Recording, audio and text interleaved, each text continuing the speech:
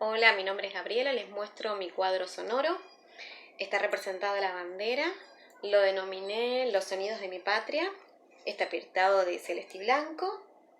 La base del cuadro es un pizarrón que está forrado con un papel de regalo del otro lado, pintado, como ya les decía, en celeste y blanco, con materiales que utilicé para reciclar, como vasos, cartón corrugado, botellas plásticas, tizas.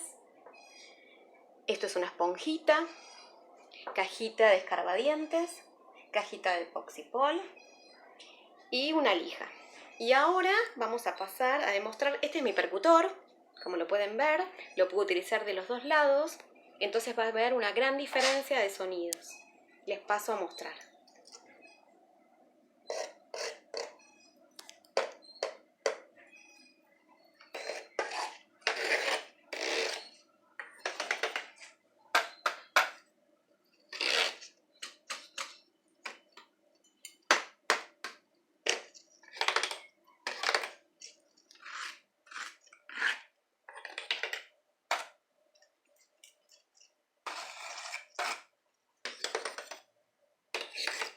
Se sienten diferentes sensaciones, diferentes sonidos, de acuerdo al golpe.